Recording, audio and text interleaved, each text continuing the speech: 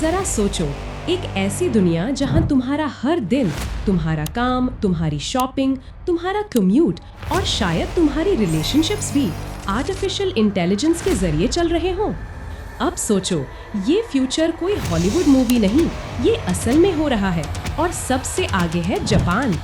सवाल ये है, क्या हम तैयार हैं उस फ्यूचर के लिए जहां एआई सिर्फ एक टूल नहीं बल्कि सोसाइटी का हिस्सा बन चुकी है? ये है जापान्स एआई रेवोल्यूशन।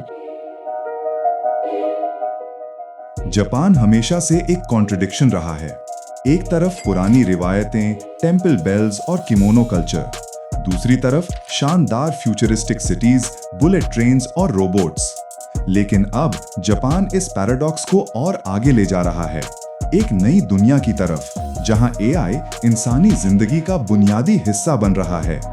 एआई सिर्फ फैक्ट्री ऑटोमेशन तक सीमित नहीं, अब ये सोसाइटी के हर पहलू को छू रहा है। जापान का एआई सफर 1980s में शुरू हुआ था, जब उन्होंने 5th generation computer project launch किया था। उस वक्त एम ये था कि कंप्यूटर्स सोच सकें। वक्त गुजरता गया और आज एआई उनके हर सेक्टर में घुस गया है, हेल्थ से लेकर ट्रांसपोर्टेशन और एजुकेशन तक। एआई रोबोट्स जैसे पेपर और पारो सिर्फ मशीन्स नहीं बल्कि इमोशनल कंपेनियंस बन गए हैं, नर्सिंग होम्स में एल्डरली लोगों के साथ वक्त गुजारते हुए। यहाँ एआई का मकसद सिर्फ एफिशिएंसी नहीं, ह्यूमन कनेक्शन को मजबूत बनाना भी है। अगर तुम टोक्यो की सुबह देखो, तुम्हें एआई हर जगह नजर आएगा। मेट्रो सिस्टम से लेकर रिटेल स्टोर्स तक सब स्मार्ट हो चुके हैं। एआई कैमरास ट्रैफिक और क्राउड मूवमेंट एनालाइज करते हैं। कन्वीनियंस स्टोर्स कैशियर्स के बिना चल रहे हैं। रेस्टोरेंट्स में रोबोट्स तुम्हें सर्व करते हैं और एआई शेफ तुम्हारे मूड के हिसाब से डिश रेकमेंड करता है।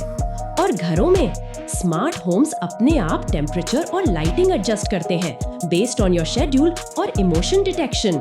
एक वक्त था जब ये सब साइफाई लगता था, आज ये नॉर्मल लाइफ है जापान में। जापान की एजिंग पॉपुलेशन एक बड़ी चैलेंज है। हर 4 में से एक शख्स 65 साल से ज्यादा उम्र का है।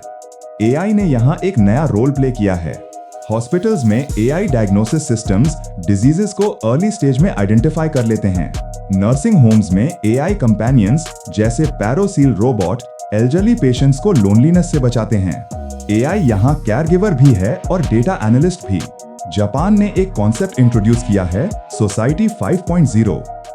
इसका मतलब है एक सुपर स्मार्ट सोसाइटी जहां डिजिटल और फिजिकल वर्ल्ड मिल जाएं। स्मार्ट सिटीज जैसे फुजीसावा सस्टेनेबल स्मार्ट टाउन और woven city bye Toyota AI और आईओटी से चलते हैं। हर बिल्डिंग एनर्जी एफिशिएंट है, सेल्फ ड्राइविंग कार्स रोड पर हैं और डेटा रियल टाइम शेयर होता है ताकि लाइफ स्मूथ चले।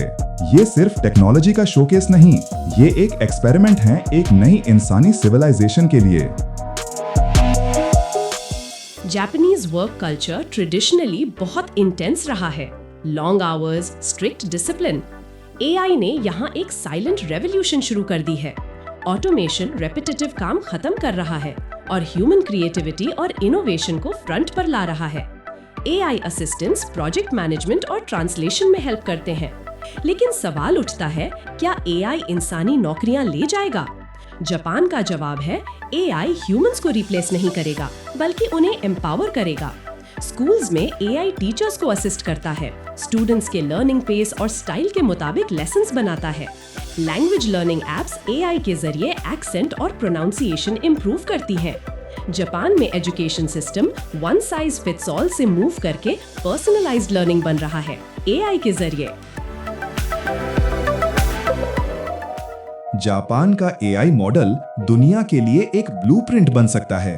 वेस्ट में एआई ज्यादा बिजनेस और प्रॉफिट ड्रिवन है, लेकिन जापान का फोकस है ह्यूमन सेंटर्ड एआई। उनका गोल है टेक्नोलॉजी और ह्यूमैनिटी के बीच बैलेंस। लेकिन हर रेवोल्यूशन के साथ कुछ चैलेंजेस भी आते हैं।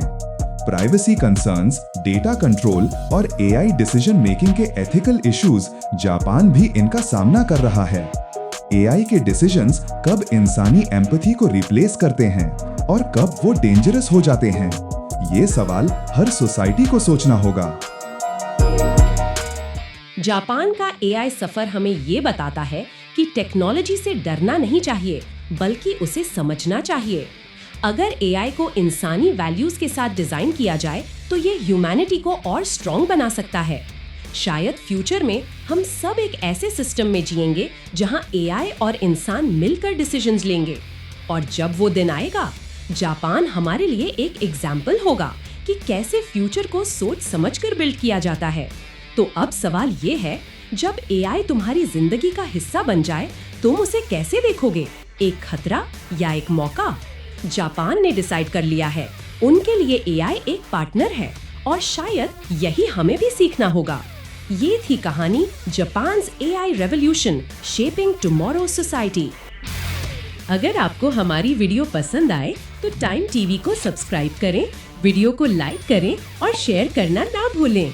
मिलते हैं अगली वीडियो में किसी और स्टोरी के साथ।